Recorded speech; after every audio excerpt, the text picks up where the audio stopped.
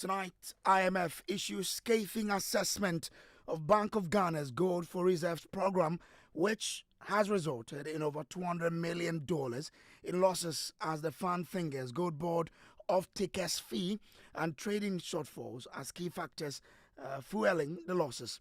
We have details tonight as the IMF reveals the growing size of the gold for reserve program poses significant threat to the Bank of Ghana.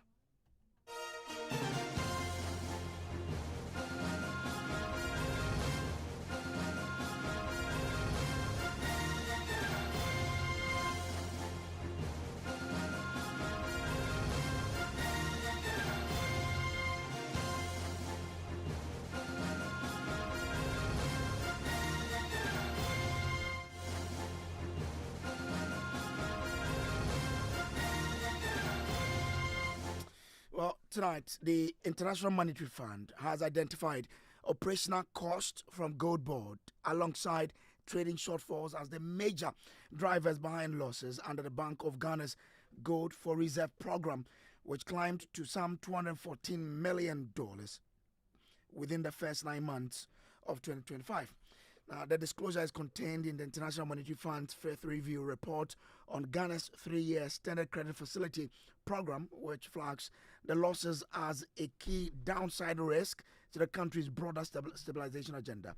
According to the fund, the losses were largely driven by trading losses incurred under the artisanal and small-scale mining gold transactions component of the program, as well as the off-takers fee linked to gold board operations. Joy News' head research team have kept an active tab on the report, and head of research, Isaac Kofi Ajay, joins me in studio with some breakdown. Kofi, let's start with the IMF and what they said about losses associated with the BOG's Gold for Reserve program.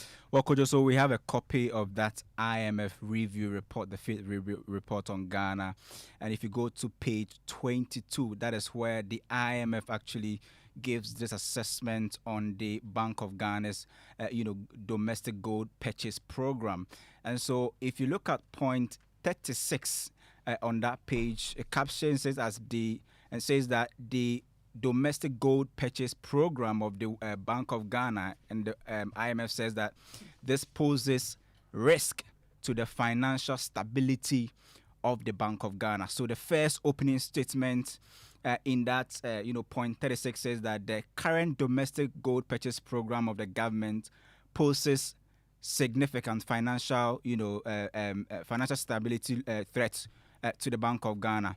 It went ahead to say that the large and increasing scale of gold for reserve, what the government calls G4R program, notably, according to the IMF, since the creation of gold board, is a source of significant downside risks, and that is according to the fund, saying that, well, if you look at the current gold for reserve program, especially after the introduction of the gold for oil program, this, according to the fund, is saying that this is posing a significant downside risk to the Bank of Ghana. It went ahead to say that in 2025, quote, through the end of quarter 3, the fund says that, quote, losses from artisanal and small-scale gold transaction component of the G4R have reached $214 million. And according to the fund, this is about 2.2% of the country's GDP, 0.2% of the country's GDP. And it says that this is mostly as a result of trading losses, but also on gold board off-takers fees, and that is according to the IMF, stating that let's try and understand when we say the off-takers fee, for instance, what does it mean, right?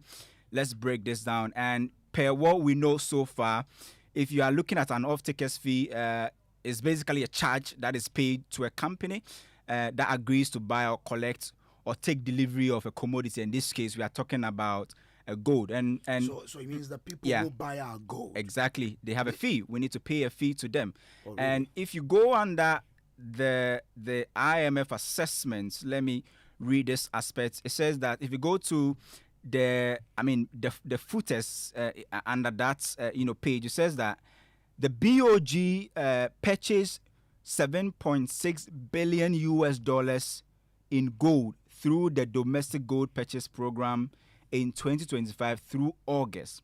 And it says that includes about $5 billion US dollars of door gold from artisanal small scale miners between April and August. So if you are looking at the components of gold that the Bank of Ghana bought from artisanal small scale gold miners, out of that 7.6 billion US dollars of gold it bought in just the first 8 months of 2025, it says out of that 5 billion US dollars came from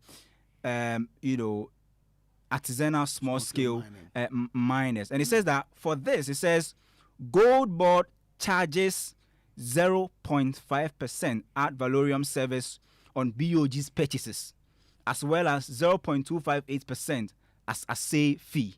So that is what we know so far about the Gold for Oil program and Bank of Ghana's Gold for Reserve program, which the fund is saying that there is posing a significant, sustainability threat, financial sustainability threat to the central bank. I think before the second quarter, or as of second quarter, Ghana was running the Gold for Oil program. Yeah.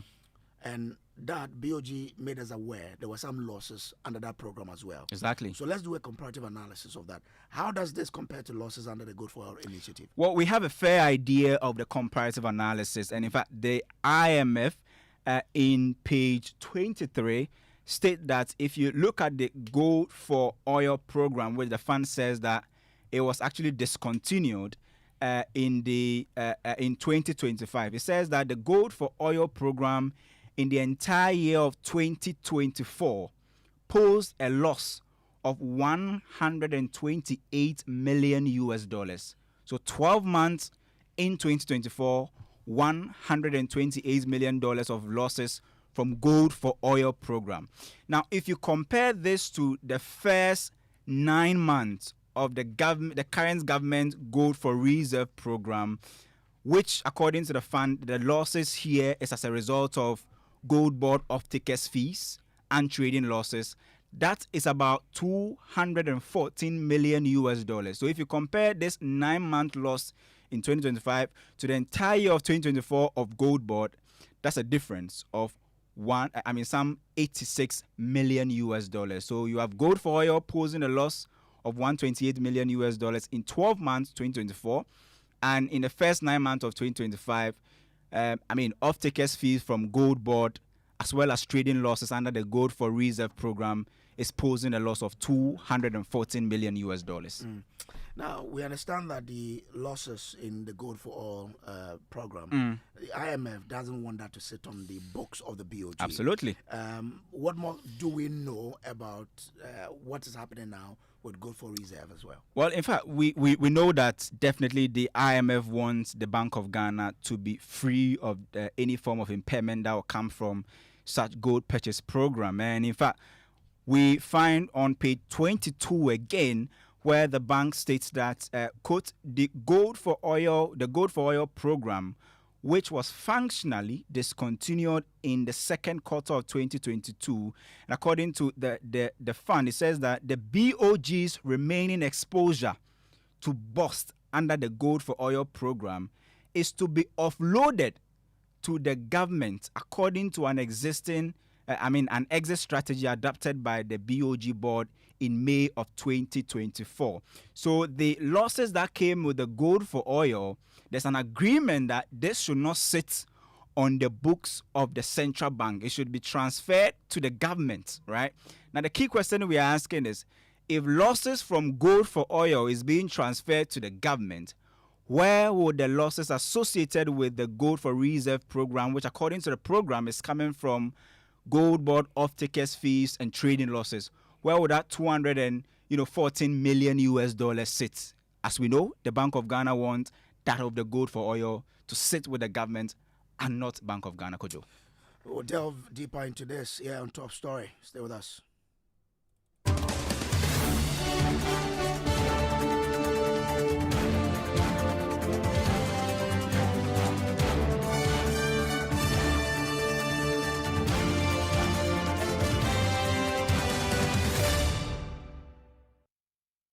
All right, right. This is Top Story brought to you by Telecel, Connecting Energies, Holy Insecticide Spray and Coil.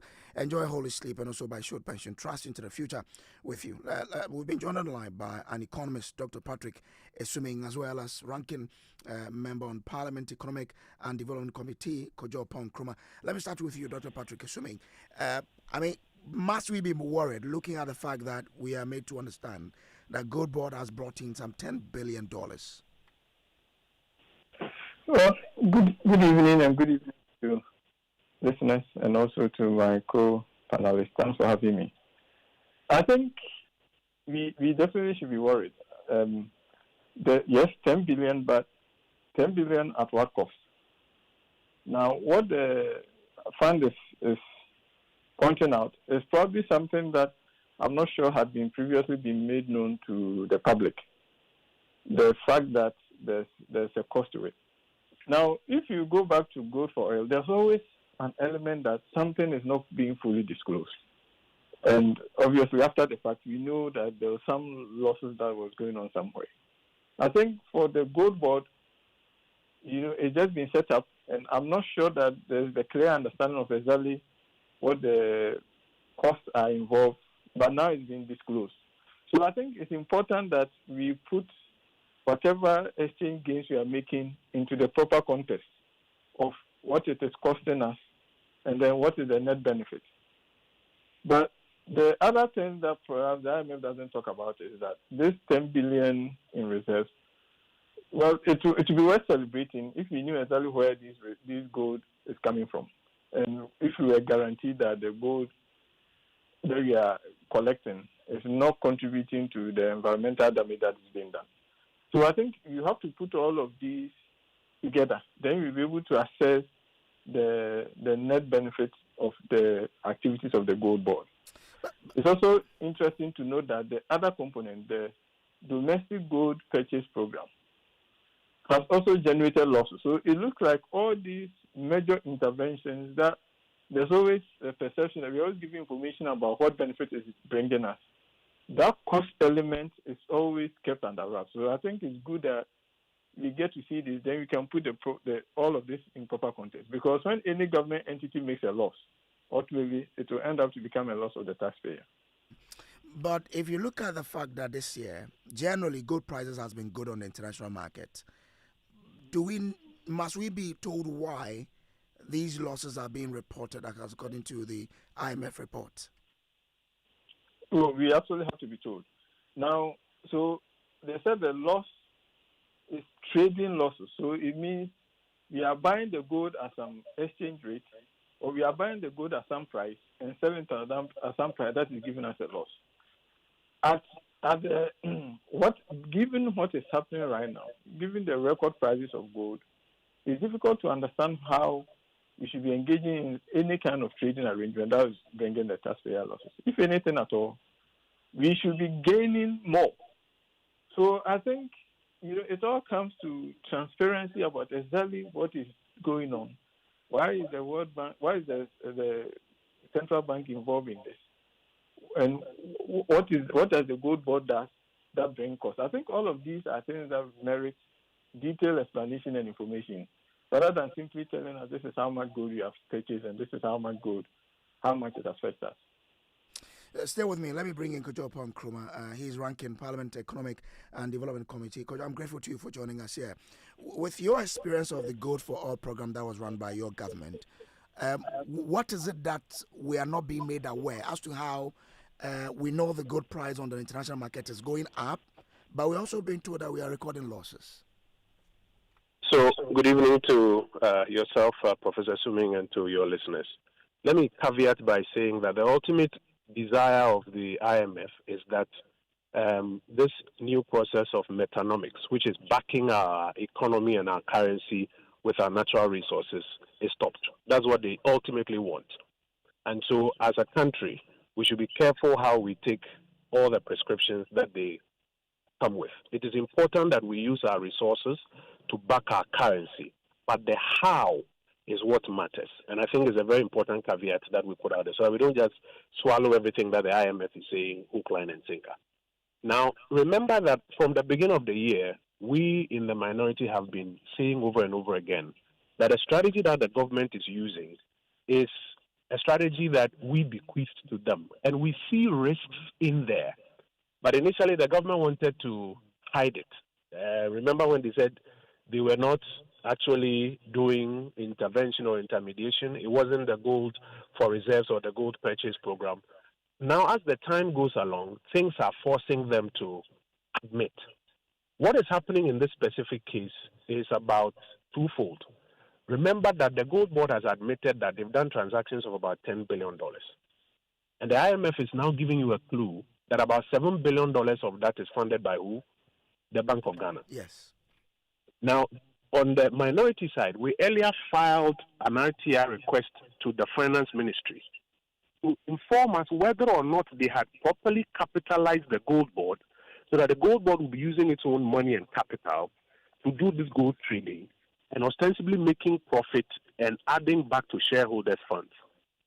And at the time, the government told us that they rather wanted to move DMMC, which we had started using for this gold for reserves program.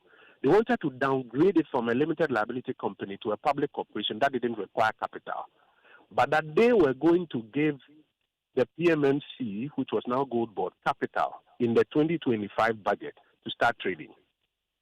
They didn't do it.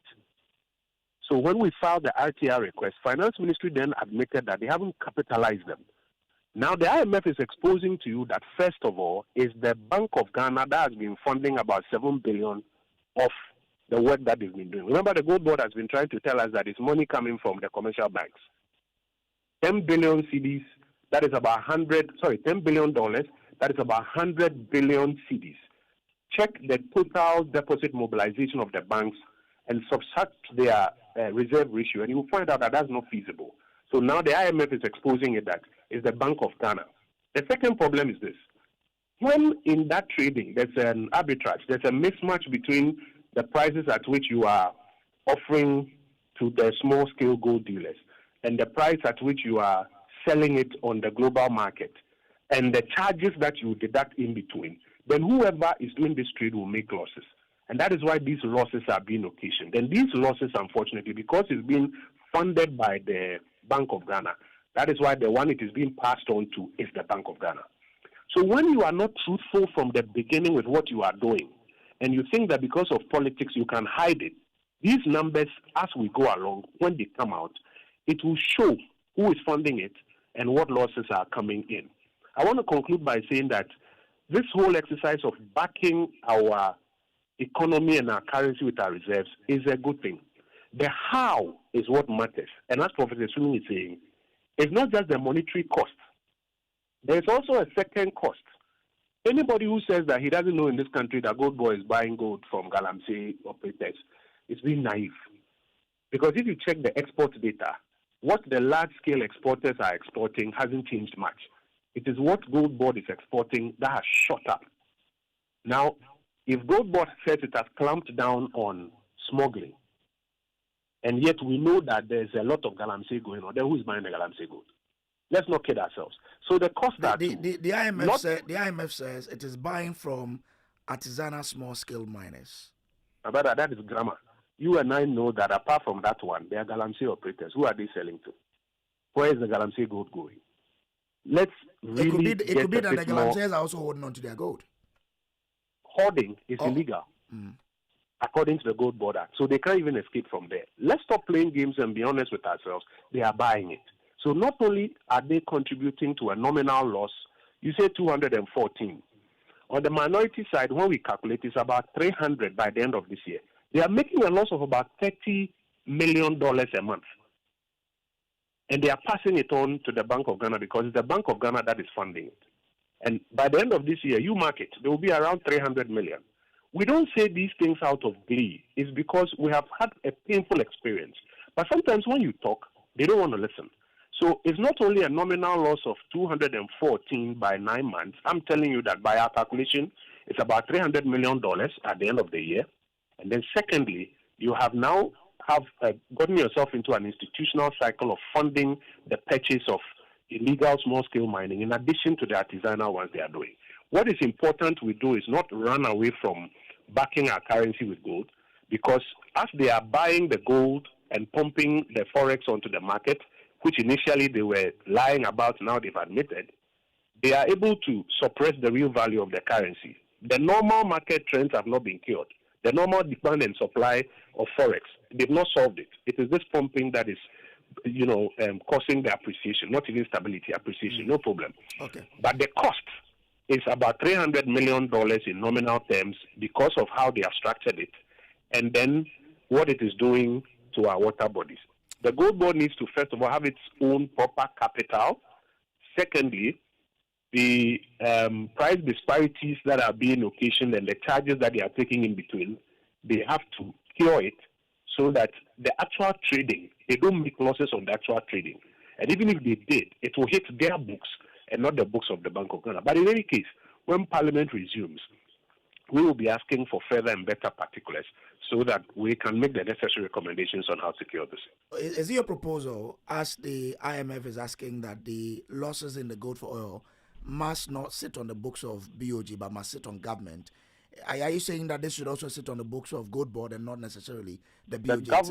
The government has been lying to us that they are not being funded by the Bank of Ghana. They've been lying to us. They told us they were going to fund them from the fiscals. We checked, they haven't funded it. PMNC or now Gold Board didn't have the capital. Then they told us that the commercial banks have been giving them money. You don't recall? I'm sure you recall. They looked all of us in the face and told us that it's the commercial banks that have been giving them money to buy the gold. So why is the IMF now saying that the Bank of Ghana has made losses as a result of this? So you see, when you don't tell the truth, when the numbers are published and anybody pays attention to the numbers, you will be exposed. It's because it's the Bank of Ghana that is partly funding it. And then there are also charges in between that the Gold Board themselves are putting on it. There's a curious question we have to answer. When they say off-taker charges, who is paying those? Is it the Gold Board that is paying for it, or is the buyers who are supposed to be off-taking from the Gold Board?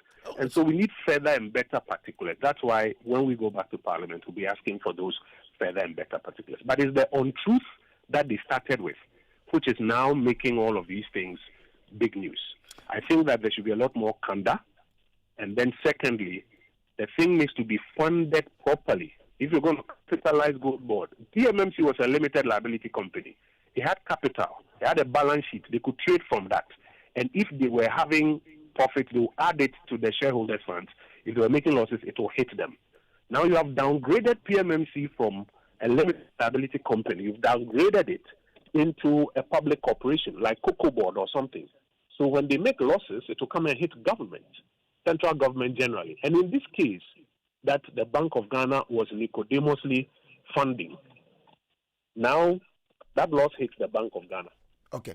Gold Board has just in the last few minutes issued a statement. It says, while the Ghana Gold Board values and appreciates feedback and constructive criticism, it is important to clarify certain misconceptions making rounds in the media space about the trade operations of Gold Board. First and foremost, the Ghana Gold Board has made no losses. Rather, the Gold Board has made significant profits or surplus under 8 gold trading programs in the year 2025. Financial statement of the Gold Board, which is unaudited, published on its website, bear this fact out and indicate that the institution is set to declare income surplus of not less than 600 million for the year 2025. 2. The Gold Board has this year been responsible for only the local purchasing, assay and export of gold for the Bank of Ghana. The selling or trading of gold purchased by Gold Board to off-takers lies in the exclusive domain of the BOG. The Gold Board is not aware of any loss of $214 million incurred by BOG under the Gold for Reserve program on account of Gold Board off-taker fees. The financials of the Gold for Reserve and Gold for Forex programs of the Bank of Ghana for the year 2025 are yet to be audited. Does this help? I mean, they are clarifying that we cannot attribute these losses to them. So I think the first thing you notice that the IMF did not say that Gold Board had made 240 million losses. Yes. The IMF says that the Bank of Ghana has made those losses. And the IMF then proceeds to attribute it to the Gold for Reserves program. Now, part of those reserves are also being traded. Who exports those ones? That's where people now bring in the Gold Board. So I think our colleagues at the Gold Board should take it a bit easy. When you're in the public space, people will attack you and say all sort of things, but they should take it a bit easy. But are they not right to say there's nothing like Gold Board off-taker fees because it is in the report?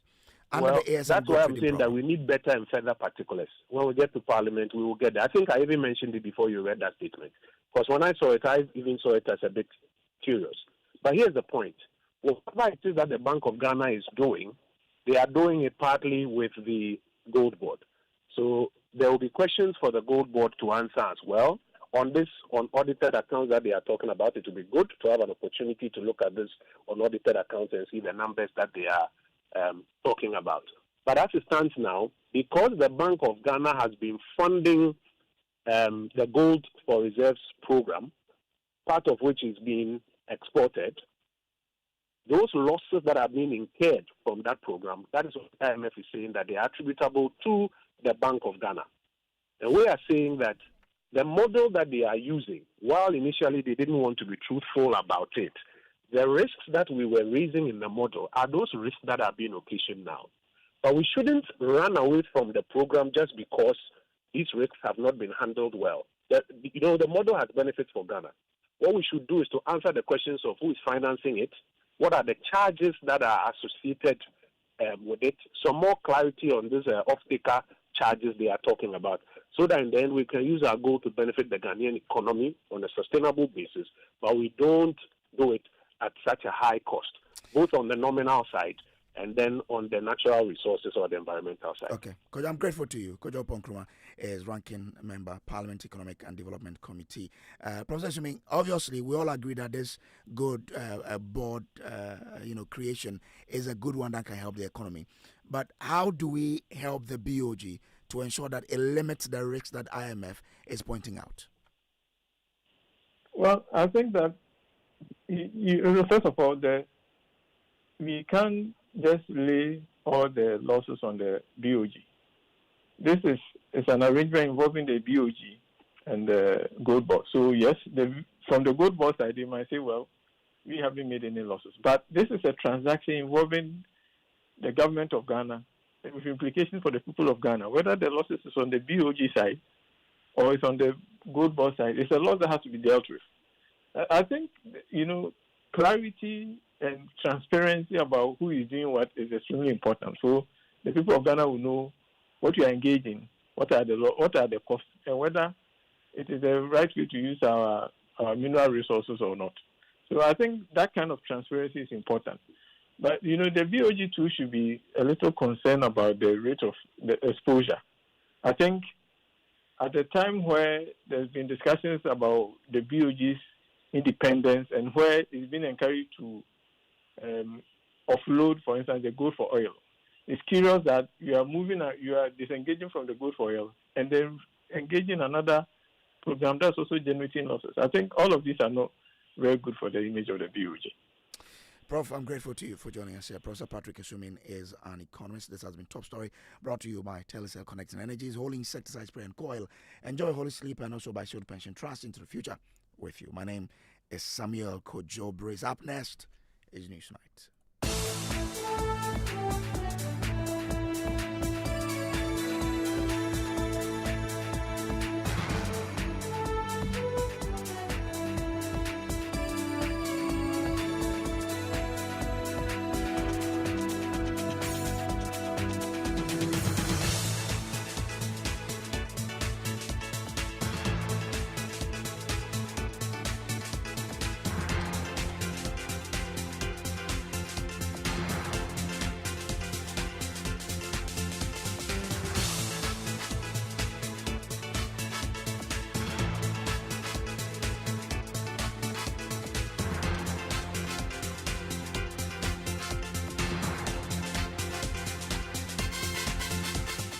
Hello everybody, good evening and welcome to Newsnight. Tonight, IMF keeps Ghana at high risk of debt distress despite debt improvements and early achievements of IMF debt target. We'll tell you why shortly. Also ahead, government secures $200 million from the World Bank to end double track system in senior high schools across the country. I should commend the St. Peter's School in Kwao first schools that have been able to end double jump. So I'm going to reward them with infrastructure. We have details as Education Minister Haruna Idrisu says this is part of government's ongoing efforts to strengthen the free senior high school program. And fresh global info analytics poll reveals rising support for Kennedy Japan in the MPP flag bearer race, with former Vice President Mahmoud Bawumia maintaining a steady lead. Now, if you look at the current poll, Bawumia is on 45%. That is up 43% from last time. And Kennedy, on the other hand, is on 31%, up from, I think, 18 or 19%. So you can see that Kennedy made huge gains. And less than 24 hours to Christmas, major roads in Kumasi, Accra, and other parts of the country are already experiencing heavy congestion as shoppers rush to purchase livestock ahead of the festive celebrations. Something small for the boys. I like that. What about the prices? Are you okay with the prices? Yeah, it's overwhelming, but since the season is here, we have no choice than to purchase. For these two, is it enough for you? Oh yeah, it's okay. It's okay for now. It's actually for me and my sister. Oh, okay. Yeah. Okay. So each of us will take one. In business, IMF warns recent tax cut and VAT reforms could result in more revenue loss than earlier estimated. in sports, Asante Kotoko beat 11 Wonders to go third in the Ghana Premier League. and a bit later, with just 2 days to the Joy FM family party in the park, we'll be giving you a sneak peek of what Kwanpa Band have in store for us when you hit the stage. We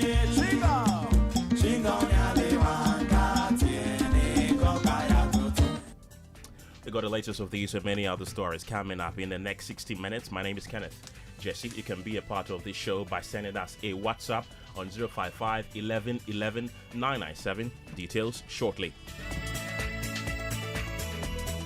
Auntie T, I beg, fix me go betete Ghana. No gari, no oil, no plantain, just beans then eggs. Hey, brah, that be dangerous combination, no. Problem no day. I feel handle am. For Telecel, with the Bob say everybody gets what they like. That be why Made For Me bundles day. Based on your usage, you fit get your own data and call packages. Fala! Made For Me bundles like the way you the want town. That *530# then buy Made For Me bundles today. Telecel, connecting energies. Welcome one, welcome all to the Festival of Play. This festive season, Roverman Production, Joy FM, and the National Theatre partners to bring you 6 plays over 8 days in the Roverman Festival of Plays. 24th December, Terms of Divorce. 25th December, Dubai or No Sex. 27th December, The X Factor. 28th December, Love on the Ropes. 1st January 2026, Voices in My Head. 2nd January, Order for 4. 3rd January, The X Factor. And 4th January, Love on the Ropes. Showing at the National Theatre at 4 and 8 p.m. each day. Rate 300 Ghana cedis and 1,200 for a pack of 6 tickets. Enjoy a further discount of 225 if you're a loyal patron. Tickets are available via Koba short code *365 *535#, the Rover app, or the following outlets: Joy FM, Dansoman Shell, Bachona Total, Airport Shell, and Community 11 Shell. Call 050-554-6010. Sponsors: Gino Jollof Mix, Koba, Stanbic Bank, and M Notify. Roverman Production. Be the difference.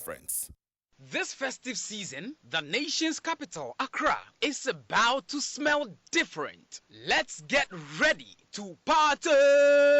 The National Chicken Festival is here, powered by the National Umbrella Directorate and Kukwan Kitten Kitten, with Tobinko Media Group, bringing Ghana the ultimate end-of-year street celebration. From 31st December 2025, straight into 1st January 2026, we take over Osu Oxford Street. Hot grills, juicy chicken, ice-cold beer, smooth whiskey. It's buy one, get one free on chicken. More flavor, more value, more enjoyment. In Kukwan Kitten Kitten. En kukwa kesia kesie. En kuko honeho. The taste that keeps you coming back. Music, energy, street vibes, festive madness till the new year breaks. Bring your squad, bring your appetite, bring your celebration spirit. The National Chicken Festival, 31st December 2025 to 1st January 2026. Osu Oxford Street. Grill, drink, celebrate Ghana. Son, we are so proud of you for setting up this hospital. I really love those hospital beds and waiting chairs. By the way, did you import them? No, Dad, I didn't. I actually got them from Kindle Books and Stationery right here in Ghana. Wow. We also bought our office supplies, safes, executive desks and chairs from Kingdom, and they gave us expert advice on how to set up our office. Guys, that makes 3 of us. I also got our sofa and bedroom sets, plus our dining hall furniture for our new home from Kingdom. Wow, Mom, that makes 4 of us. I usually get my stationery items from Kingdom, and my teacher also mentioned that our classroom furniture was provided by Kingdom. So there you have it. Whenever you're thinking about setting up an office or acquiring furniture for your home, etc., Kingdom Books and Stationery should be your first port of call. With over 40 years experience in the industry, we stock and supply a wide variety of globally sourced office and home furniture, stationery and equipment. Visit our head office, Takweje, Osu near the Osu Cemetery, Temania Community 4, Takoradi opposite Vijay Mays Plaza, Cape Coast University Bookshop, Spintex Road near Absa Bank, Atomic Center Point Mall, Winneba University Campus, KNUST, the University Bookshop, and Santasi in Kumasi. You can also visit our shop online, www.kingdomstoreonline.com. Hurry while stock lasts. For further inquiries, contact us on 050-162-0810 or 0302-764-101. Email info@kingdomgh.com. Kingdom Books and Stationery Limited, where quality and affordability is assured. Terms and conditions apply.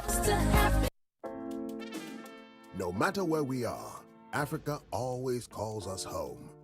And here in Ghana, the call is clear: to power growth and create lasting impact.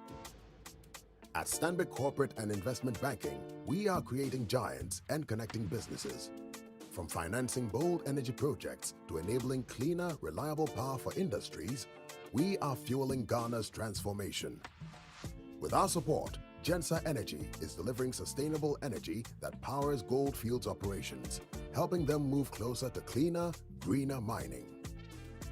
This is a story of how we bring businesses together, create jobs, empower communities, and invest in the next generation. Stanbic Bank, delivering sustainable growth, creating impact. To learn more, visit stanbicbank.com.gh. Hello again. Welcome to the program. The International Monetary Fund has maintained Ghana's classification as a country at high risk of debt distress, even as the country records major improvements in its debt profile. Well, Ghana has already achieved the IMF program target of reducing debt to 55% of GDP, 3 years ahead of schedule, now standing at about 48%. However, the IMF says there exist some fundamental elements that leaves risks surrounding Ghana's debt elevated. And joining me in the studio is the head of research here at Join is Isaac Kofiaje.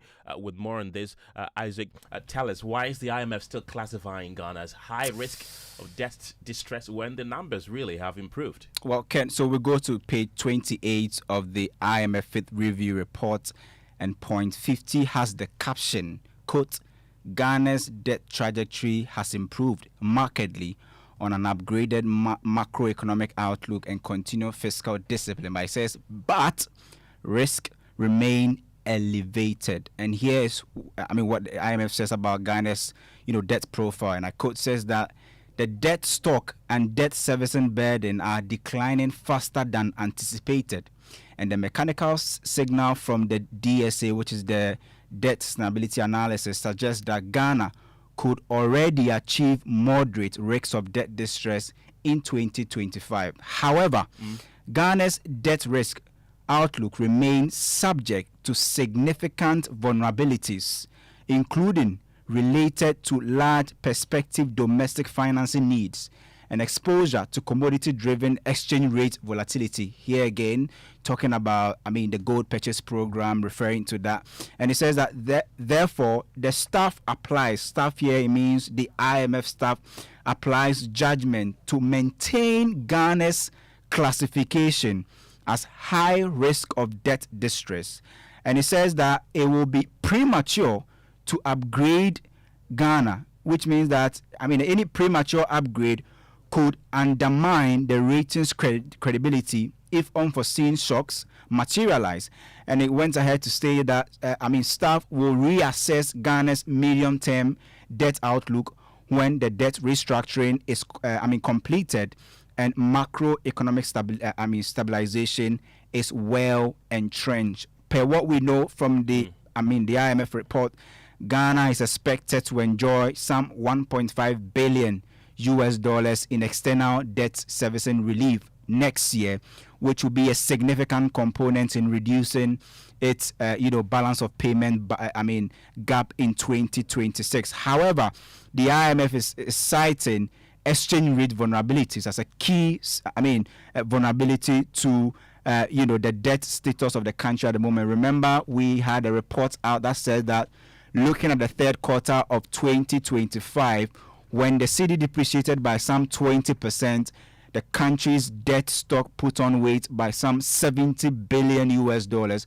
We understand that the appreciation in the third quarter, the beginning of the fourth quarter, has actually helped the debt stock in the month of October to come down significantly. But the IMF believes that this roller coaster movement in the exchange rate environment poses significant risks to our debt outlook. That is why the staff believe that it will be premature for them to upgrade Ghana's status, and that's why they are still keeping Ghana at high risk of debt distress.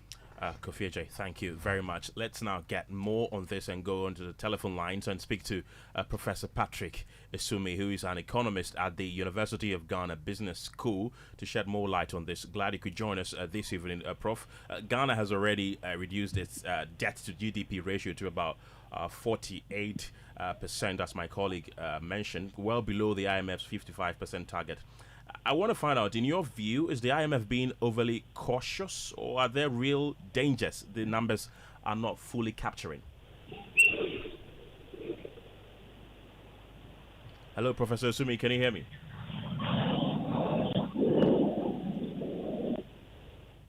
Right, we're trying to reconnect with Professor Patrick Isumi. He's an economist at the University of Ghana Business School there, to really understand why the country should be worried when our debt to GDP ratio has gone below 50%, 3 years ahead of schedule.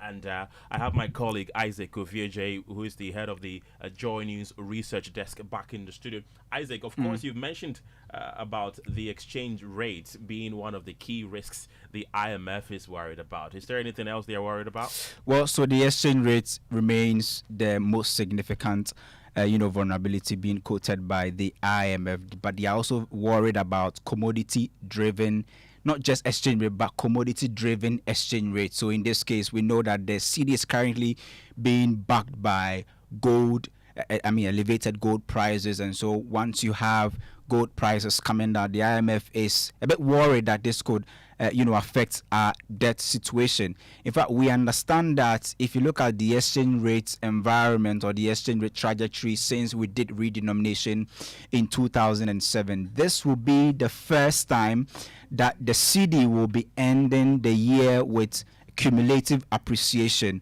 since redenomination. The average depreciation since we did a redenomination in 2007 has been around 10%.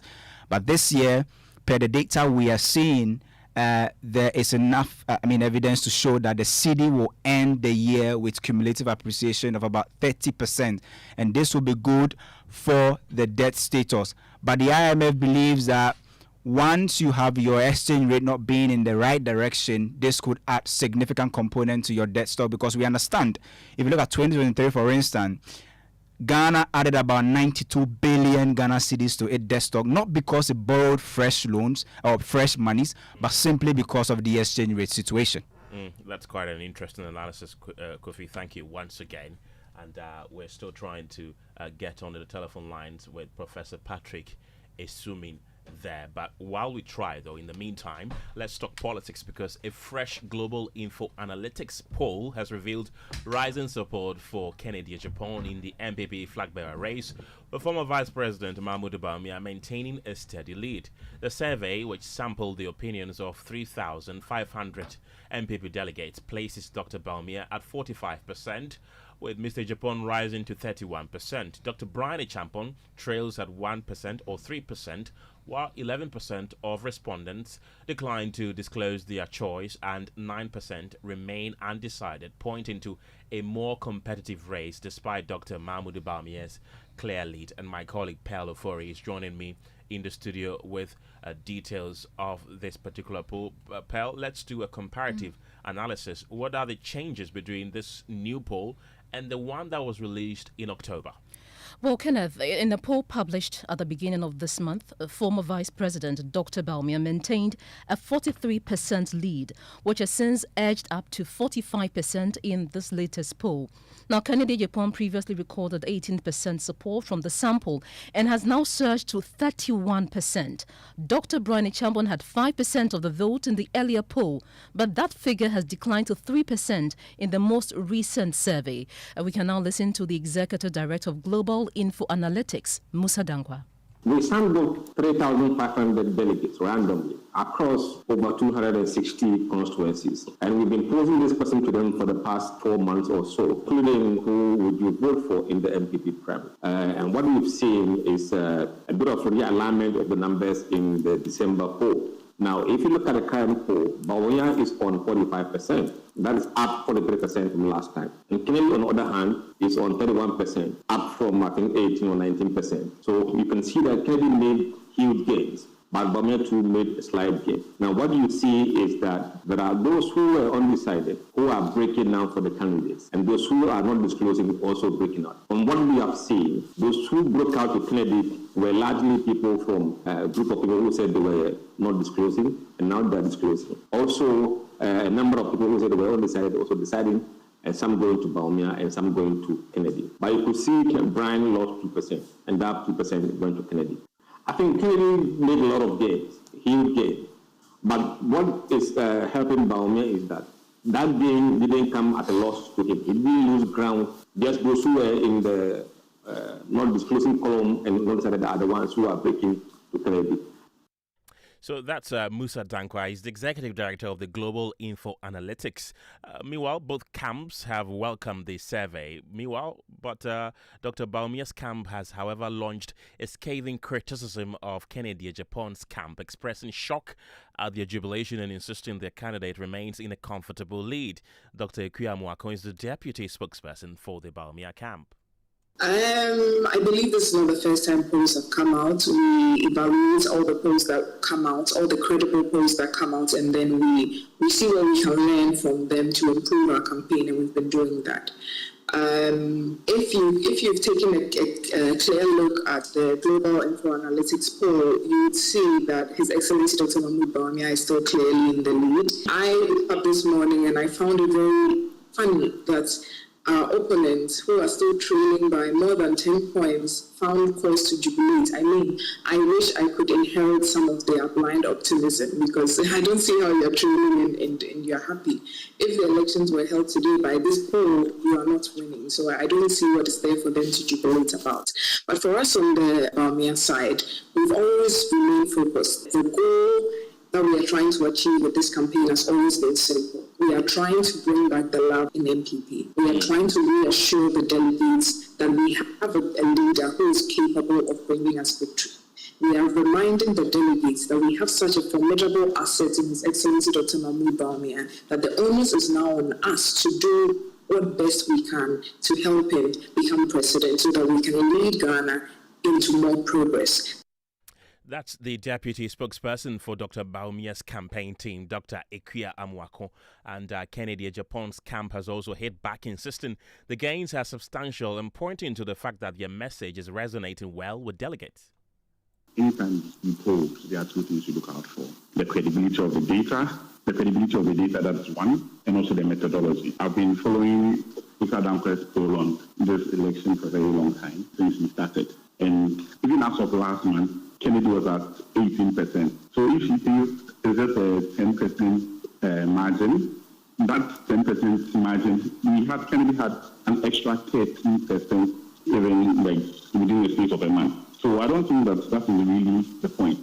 The point is, how well are the candidates doing? How well are the delegates responding to the campaigns of the candidate? Kennedy started at 17. Baumia started at over 50. He's come down to around 40, around 45, 44. And he's plateaued. He's not had any significant increase since then. Kennedy has moved 13 points up within the space of a month. I think that is cause for them. Obviously, I feel very, very well. I don't think it's something that they will admit. But I know this is causing a lot of panic in their team. I think as Team Kennedy, what we are doing is we are just focus on our messaging. It's very obvious our message is working. Away from politics, though, let's talk education now, because the sector minister Haruna Idrisu says the government has secured $200 million from the World Bank to end the double-track system in senior high schools as part of efforts to strengthen the free senior high school program. The erstwhile MPP government introduced the double-track system in 2018 as a temporary solution to the surge in student enrollment resulting from the free senior high school policy. But the current government says it is taking steps to abolish it. Speaking at the inauguration of the governing council members and chair of the 4 colleges of Ghana in Accra, the minister also announced that Parliament has approved amendments to the Get Fund Act, outlining the objectives the changes are intended to achieve. The government has secured $200 million from the World Bank to work to end double track. I should commend the St. Peter's School and Kwao as one of the first schools that have been able to end double track. So I'm going to reward them with infrastructure for going ahead of government with their own intervention to end double track system. We intend, as I've announced publicly, to convert 30 Category C schools to B and 10 Category B schools to A, and expand infrastructure in all the Category A schools. And distinguished ladies and gentlemen, as I end, about a week ago in Parliament, when we were taking through the Get Fund Amendment Act, we have done it. Excellency President Mahama today, if we are lucky, before he begins his holidays, will give presidential assent to the amended Get Fund Act and the revised one that has all been passed into law by the Parliament of Ghana. So in the debate on the Get Fund Amendment Act, a colleague member of Parliament for Wale and my very good friend Kabiru, when we got to a provision, and the Get Fund Amendment Act, Yapeura, is to do 3 things.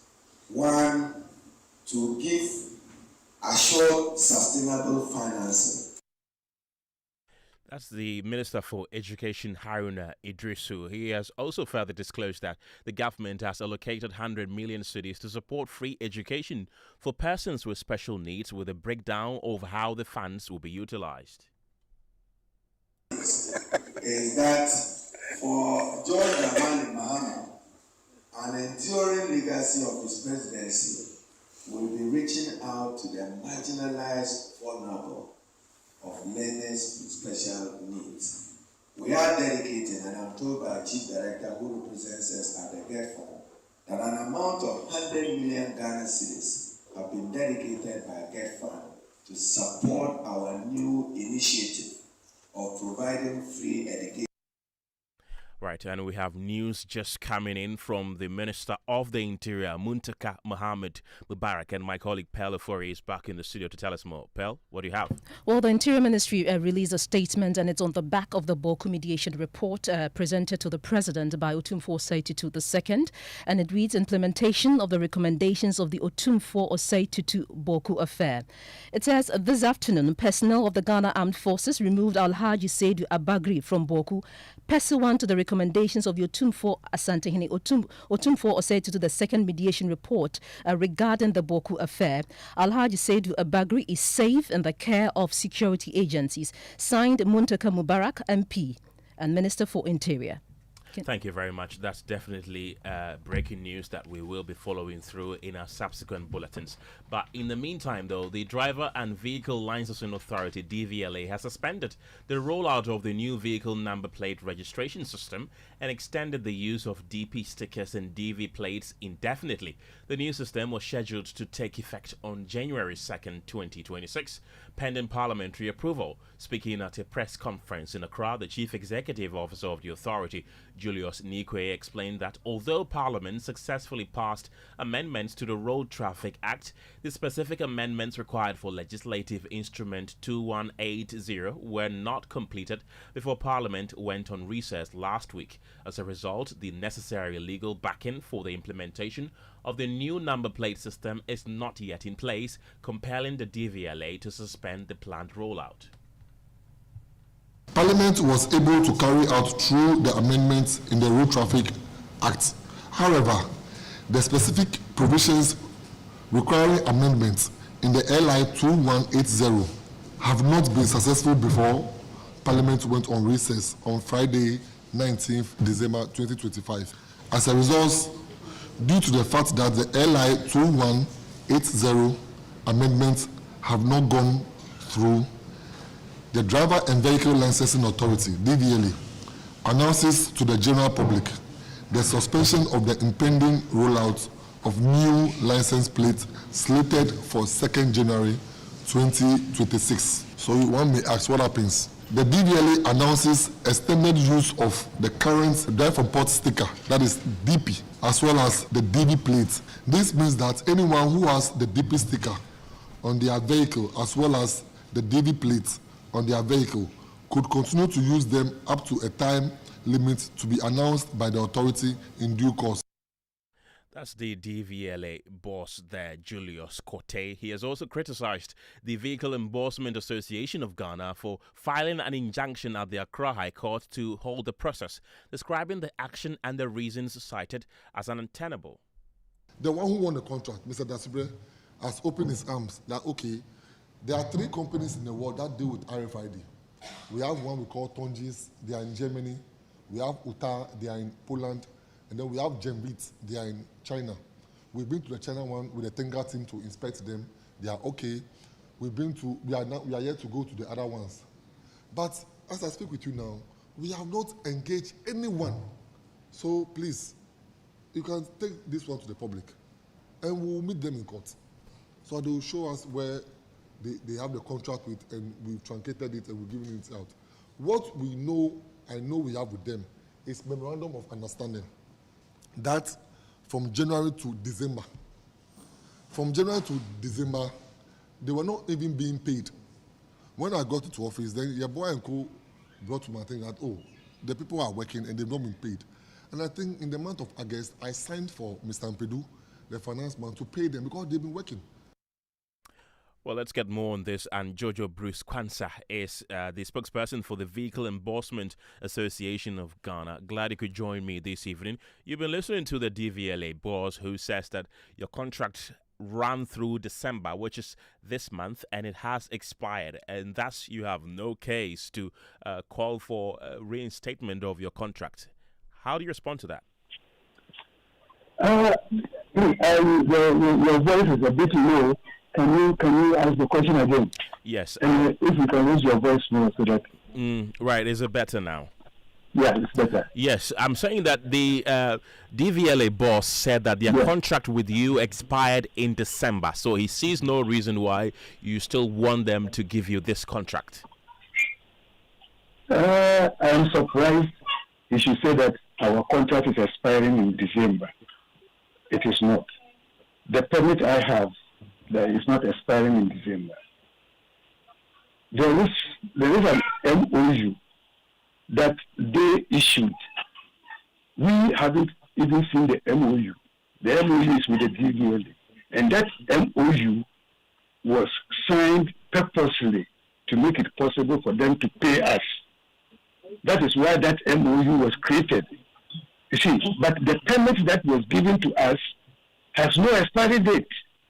So if he wants to kick us out of the job, then he has to revoke that permit they gave us. You understand me? I do. Yes. So that MOU has nothing to do with the permit that was given to us to emboss plates. Right. Hold on for me. I have Stephen Kwabena Atta, who is the Director of Corporate Affairs at the Driver and Vehicle Licensing Authority, also on the line. Stephen, glad you could also join me this evening. Your boss, Julius, has been making some claims that they put the new implementation on hold because of a lack of parliamentary approval. But the Vehicle Enforcement Association of Ghana is saying that no, that is not the case. It is because of their interlocutory injunction on that action. That is why that implementation has been on hold. Good evening to your listeners. But I want to understand, has the court impose any injunction on DVLA? Obviously not. So that claim cannot be true. It is true, it's on record, that if you follow parliamentary proceedings, the amendment we sought in the Road Traffic Act was done, but on any feature and details that are contained on the license plate, they are contained in the LI. The current LI 2180 under Regulation 10, it stated clearly what must be on a license plate. So if you seek to replace that plate, you need to go back with the features you want to be on it, amend the LI. And that LI could not mature before Parliament went on recess. That is the basis. It is not about any court action anybody has taken on an interlocutory injunction. There's no injunction served on DVLA. Is that the best case? of my knowledge, please. But your boss admitted to that injunction. So He didn't say there's any injunction placed on us, please. I was at the press conference. Okay. What he stated is that he has become aware of a certain court action. Undertaking a court action doesn't mean automatically there's an injunction that has been granted by the court. DVLA has not been injuncted on anything. And I'm telling you the purpose for which we have made this announcement. It is not about any court process that is being served or that is ongoing, please. But have you taken receipt of any court action that has been served by? Not one that I'm aware. Before I left office today, I spoke with the legal department. They made an indication to me that it's not been served any such processes. So I mean, it's not something that I know about. Stephen, don't go yet. Let me bring in Jojo at this point. You've been listening to Stephen Kwabena Atta, who says that they have not been served any interlocutory injunction. So it cannot be the case that it is because of your court action that is why the processes have been put on hold. But it is indeed the case that because of lack of parliamentary approval. Well, you see, since this morning, the DVLA has been trying very hard to tell Ghanaians that they postponed the digitalized plates on their own. But you see, I'm surprised in saying that they haven't seen it because I am aware that the bailiff served them on Monday. And that is the more reason why they cannot, on the 2nd of January, roll out the digitalized plates. That is it. Nothing. See, you see, look, Parliament could have done this thing for them. Yes, there is a period that the LI must be in Parliament to mature. But the point is that right now, as we speak, the injunction, I brought a copy to your office. The injunction is there. Is it a forgery document? This is an authentic document from the court. So I am surprised that as a public, as a corporate head of corporate affairs, he's saying that he has not even seen it or he has not heard about it. When his boss is admitting that there is an interlocutory injunction on the DVLA. Jojo, how many months are you owed by the DVLA? Right now, they owe us 2 months. And Stephen, are there plans to clear those areas? No, you see, usually I'm asking Stephen, if I may. With you, I'm not getting the direction of a discussion. But the point is that Chief made an indication that payments have been made. They cleared some arrears owed them. He did not say that we've paid them everything. But the point is that an injunction is a public document. If a court grants an injunction, it's a public document. I don't know if Joy FM has seen a copy of that injunction. I haven't seen. In fact, I'm telling you that by the time I spoke with legal before I left the office, they have not been served any such process. So I cannot manufacture something I have not seen and claim I've seen it. And if they have not seen the injunction, so if they have it, and then I haven't seen one. And I don't know the legal department or somebody in the office is keeping it somewhere. Because this is a legal document. We cannot forge an interlocutory document from the court. We can't forge it.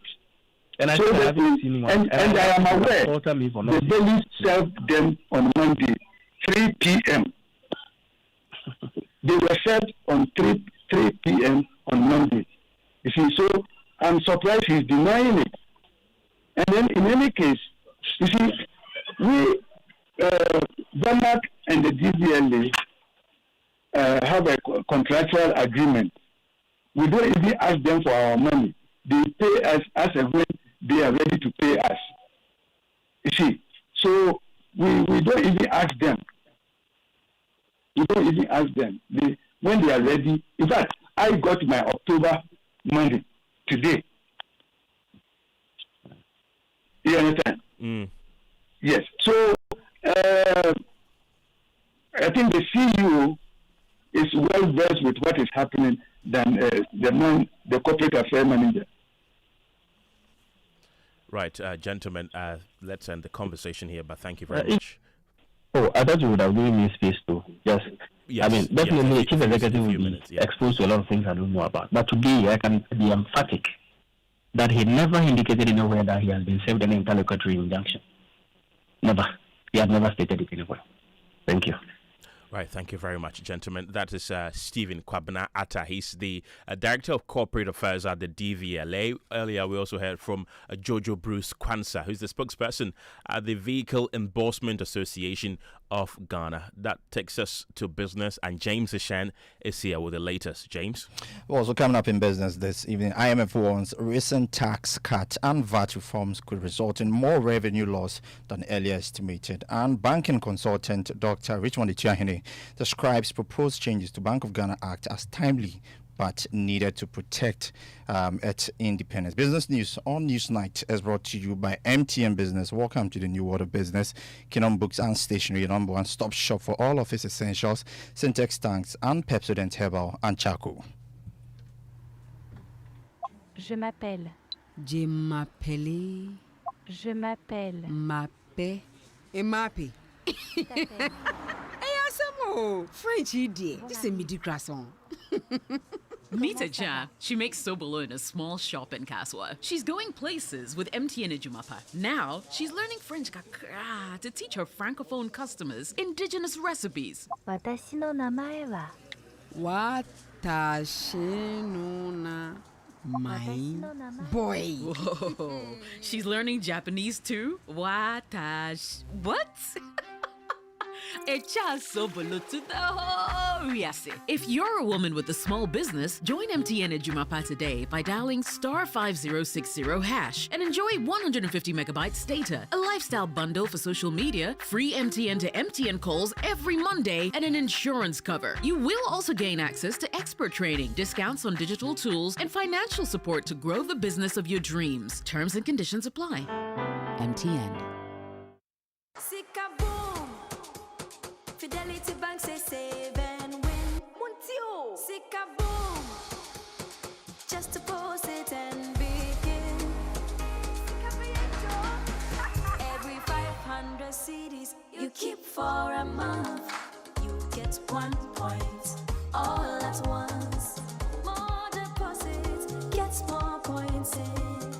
More points, more cash you feel win. How many points? 1 point every 500 CD. What if you win? 5,000 CDs monthly. And the grand prize? Hey! 100,000 Ghana CDs. Don't wait. Visit any Fidelity branch or agent nationwide to deposit in multiples of 500 CDs. The more you deposit, the better your chances to win 5,000 CDs monthly and 100,000 CDs in the grand draw. Terms and conditions apply. Win with us. Fidelity Bank, believe with us. This is an NLA approved promo, now running on the Caritas Lottery platform. At Star Oil, we believe fuel is not just a commodity, it is a lifeline. Every cedi saved at the pump is a cedi that helps a mother send her child to school, a farmer transports food to the market, or a young entrepreneur deliver their first order. Our mission is to make fuel more accessible by offering consistently competitive prices, helping ease the financial burden on Ghanaian households. In a country where transportation costs can consume nearly a third of household income, this is not just business. It's a social responsibility. Star Oil, still quality and affordable fuels for all.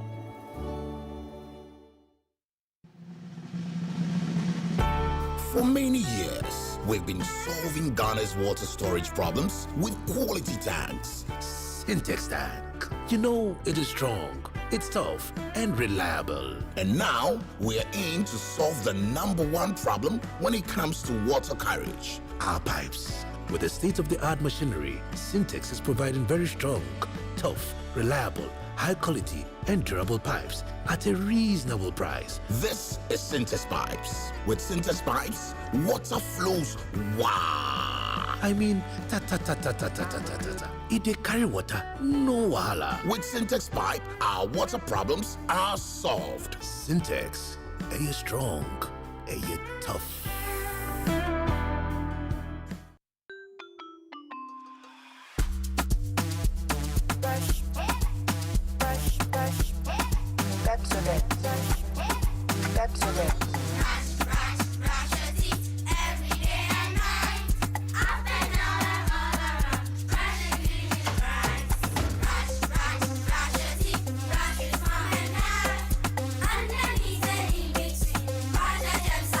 Brushing gets more fun with your kids with the new Pepsodent Kids toothpaste. Give their smiles protection that lasts. Grab yours today from a store near you. This advert is FDA approved.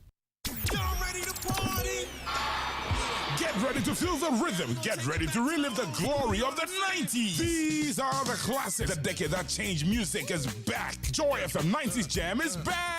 On Friday, 2nd January 2026, at Pleasant Gardens, Joel. Rock your best 90s gear from Ball Game, Carl Conine, Cross Callers, Fubu, and many more. And let's hit the dance floor on the first official Jam of 2026. From the 90s hip-hop, R&B, hip life to high life, we shall drop your favorites. We shall drop the anthems.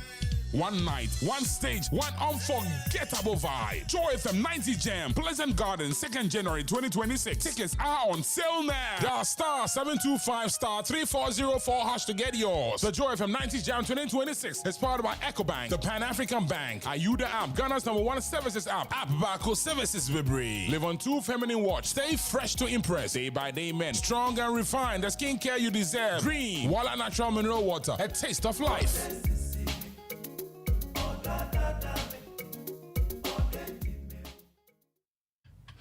Welcome back to Business on Newsnight. My name is James Ishan. We settle for the details now. The International Monetary Fund is warning that recent tax cuts and abolition of some VAT levies may result in more revenue loss than estimated.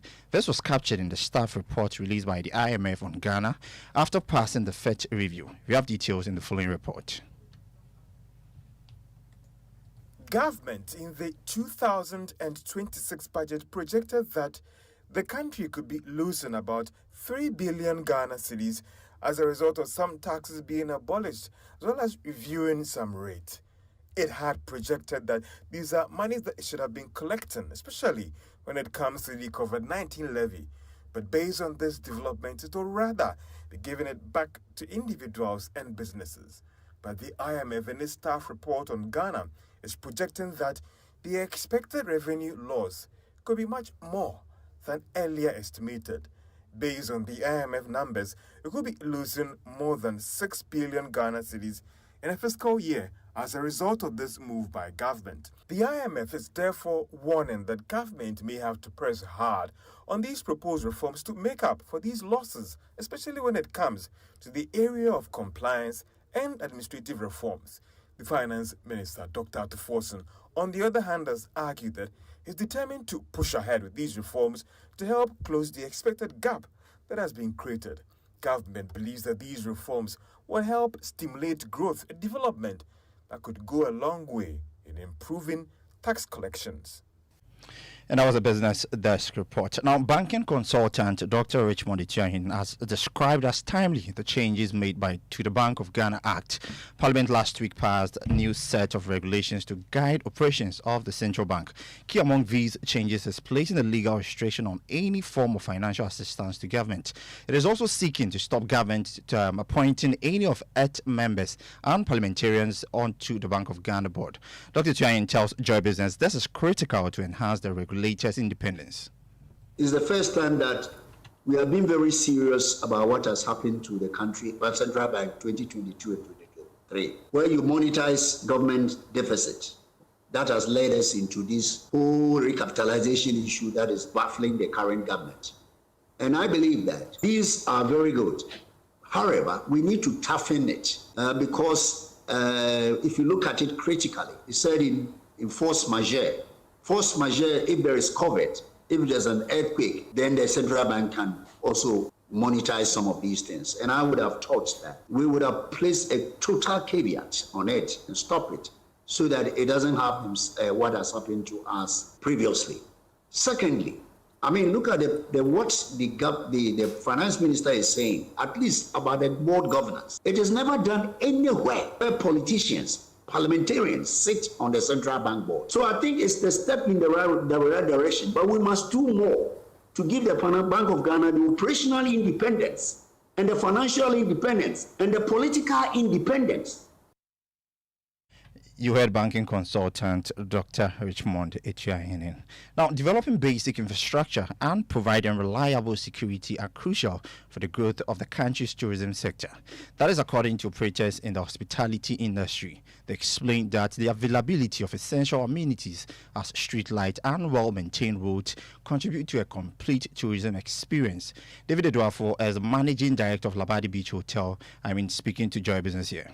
The government must walk the talk. Infrastructure to develop tourist sites and hospitality sites are key. For instance, 24-hour economy. If tourists come to your country and they want to go out and have fun, the street lights, the whole of this stretch at Labadi, in front of Labadi to Teshi or to Osu, there's no street light. The street lights are off every time. Do you think they'll feel safe? They will not feel safe. So these are some of the things that the government needs to help, to come in to support. And if there are street lights and the roads are good, they ply on good roads and security is guaranteed, why not? People would like to, I'm a night man, I like to, have fun in the night. I mean, there's day, so there's night. But if you don't feel secure, and security is from who? Central government. So the government has a lot to do. And that was David Eduafo, Managing Director of Labadi Beach Hotel there, ending the business news on News Night with me, James Ishan. Over to you, Ken. Oh, thank you very much, James. Don't go yet. Tomorrow is Christmas. What are you doing? What are your plans? We're working. Same here. Thank you. And let's bring in more stories this evening. And President John Mahama has announced a new committee will be established early next year to oversee the implementation of the recommendations put forward by the Constitution Review Committee. He explained that the implementation committee will be made up partly of members of the Constitutional Review Committee to ensure continuity and a deeper understanding of the proposals. The president further indicated that this step is aimed at translating the committee's work into concrete reforms. He also outlined a clear roadmap detailing the processes and actions that will guide the next phase of the Constitution Review and implementation process. He spoke at the Jubilee House during the presentation of the report. So you can take a rest after working so hard for so many months. You can enjoy your Christmas. And as soon as we resume early next year, we're moving from the constitutional review process into the implementation process. And so early next year, we would announce an implementation committee. And of course, we're going to call some of you to come and serve on that committee because we need that institutional memory transferred into the implementation. And so take a rest now, but next year we might call some of you again to form the Constitutional Review Implementation Committee. For now, we'll study the report. I've handed it over to the Legal Counsel and the Attorney General. They will look at it and we'll see how to synchronize, our views. I think that many of the recommendations you've made are quite revolutionary. Some are quite radical, but I think that it's in the interest of our democracy. Currently in our sub-region, we can see many countries backsliding with regards to their democratic and constitutional governance. And so this couldn't have come at a better time. That's President John Dramani Mahama there. And parts of the capital, Accra, the Ashanti regional capital, Kumasi, and other regions are experiencing gridlock as last-minute shoppers throng central business districts and bus terminals ahead of the Christmas celebrations. And earlier today, my colleague Stephen Mensah visited the Aveno livestock market here in Accra, where brisk trading was underway with buyers purchasing livestock for the festive season. Here is his report. It is less than 24 hours to Christmas, and here at the Aveno Goat Market, traders and buyers are already feeling the rush as families prepare for the festivities. Nazir sells goats at this market and says demand has picked up. This one 170, this one 200, and this will be 250. But which types are these? These are locals, a fear DNB. These are fear DNO. For buyers, there's a shared concern about prices, with many calling for a reduction to make the prices of the items more affordable for the season. We are in next month, so something small for the boys. What about the prices? Are you okay with the prices? It's overwhelming, but since the season is here, we have no choice than to purchase. The 2025 has been a very hectic year, so at least something to calm the soul. Michael has traveled all the way from Amasaman in search of goats for the Christmas celebration, but says the journey has not made the decision any easier. We are from Amasaman, so we on the way coming, we were stopping at every store where they have the goats, and we were asking of the prices. And then all this is in preparation for Christmas? Yeah, for Christmas, you know. Actually, every Christmas we kill goats. Every Christmas we kill goat, you know, just to celebrate with the family. So, yeah. And the children are not left out of the excitement as they join their parents at the market, sharing the expectations for Christmas Day. I want to celebrate the Christmas with my daddy and the mommy. You have fun. Reporting from the livestock market here in Aveno, I'm Stephen Mensah. So that's the situation in the capital. Let's take you to the Ashanti region because it's not any different, where severe traffic congestion has left many commuters stranded for hours, forcing some to abandon their vehicles and walk long distances to their destinations. The Ashanti Regional Police Commander, DCOP Arthur Osei-Akoto, says traffic management measures and increased police deployment are in place and are expected to bring some relief. Major routes across the Ashanti regional capital have been overwhelmed by a surge in number of vehicles entering the city.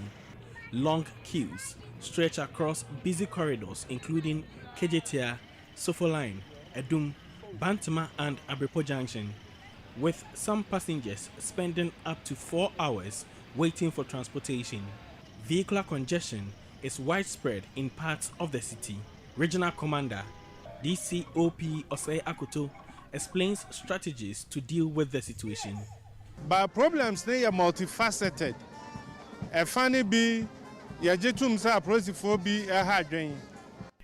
Some police personnel are to blame for the problem. Driver indiscipline is another problem. Now tricycles are all on the road creating problems. We are educating the drivers and doing our best to improve the traffic situation.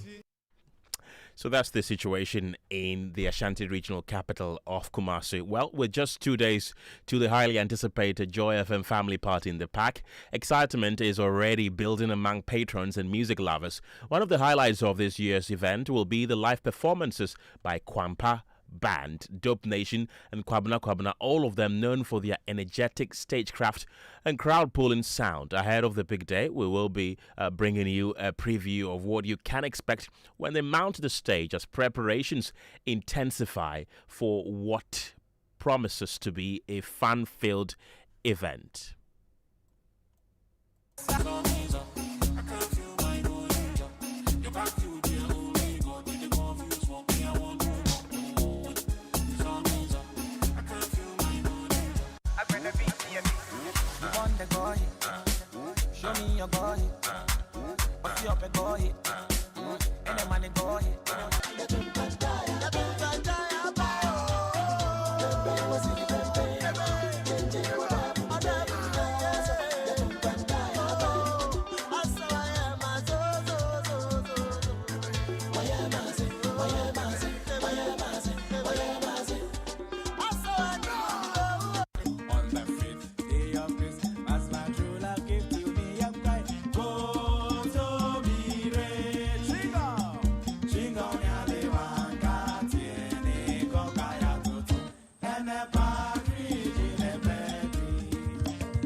Felix cannot dance.